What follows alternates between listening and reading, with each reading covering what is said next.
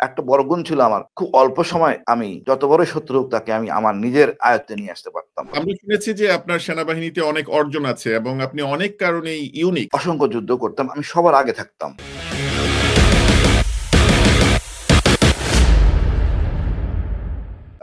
Lieutenant colonel Hasanur Rahman বীর প্রতীক, আপনার কাছে শুরুতেই চলে যাই। আপনি কি আপনার জন্ম, বেড়ে ওঠা এই সম্পর্কে আমাদেরকে একটু বলবেন? আমি আসলে লেখাপড়া করি এখন বরিশাল ক্যাডেট কলেজ, তখন ছিল রেসিডেন্সিয়াল মডেল স্কুল। আমি 79 মেট্রিক পাস করার পর আমি নটরডেম কলেজে চলে আসি। এখান থেকে আমি 1981 পাস করার পর তখন জিয়া রহমান শহীদ হন। এটা আমাদের বেশ ওই ছাত্র অবস্থায় আজকে ছাত্রদের মতোই আমাদেরকে খুব প্রেরণা যোগায় সেনাবাহিনীতে যোগদান করার জন্য। 1992 অর্থাৎ 92 সালে আমি সেনাবাহিনীতে যোগদান করি 10ম বিএমএ লং কোর্স, এবং আমি 84 সালের 1 জুন কমিশন পাই। আমার পোস্টিংটা হয় প্রথমে হিল ট্রাক্সে। আমি বেড়ে উঠে আমার হিল ট্রাক্স। আপনি 1982 তে জয়েন করেন? হ্যাঁ, ট্রেনিং এ জয়েন করি 84 সালের 1 জুন। আমি 2 বছর প্রশিক্ষণ শেষে কমিশন লাভ করে আমার পোস্টিং পার্বত্য চট্টগ্রামে, যেটা কিন্তু রেয়ার কেস। আমার গড়ে ওঠাটাই হয়েছে রক্তাক্তের মধ্যে দিয়ে। ওই সময় পার্বত্য চট্টগ্রাম, খাগড়াছড়ি খুবই উত্তপ্ত, সুতরাং আমার গড়ে ওঠার প্যাটার্নটাই ছিল সম্পূর্ণ ভিন্ন। তারপর চড়াইউতে পার হতে হতে আমি অসংখ্য যুদ্ধ, আমি অল্প বয়সী বীর প্রতীক খেতাবে ভূষিত হই পার্বত্য চট্টগ্রামে। তারপরে চলে আসি, লেফটেন্যান্ট কর্নেল হই।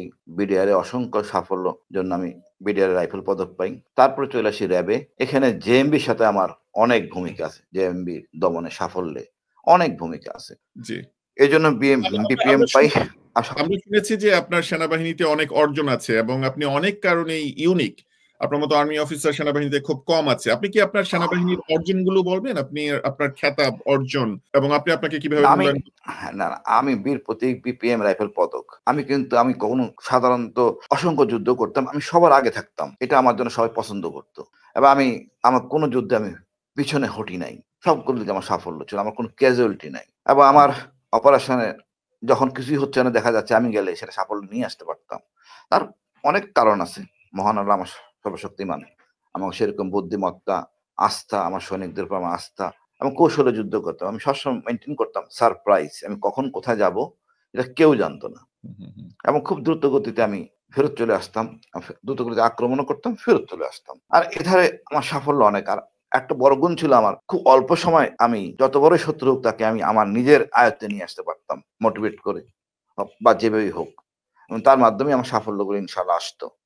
আর যুদ্ধে আমি কখনো কোনো অফিসার, সৈনিক কোনো ভেদাভেদ করতাম না। সবাইকে একরকম এক প্ল্যাটফর্মে রাখতাম। একইভাবে ভালোবাসতাম, এবং এটা আমার সাফল্যের বড় একটা জিনিস। আমি কখনো ভেদাভেদ করতাম না। এই সৈনিক হোক আর অফিসার হোক আর যেই থাকুক, আমরা এক টিম হিসেবে কাজ করতাম। এটা আমার সাফল্যের জন্য অনেক বড়।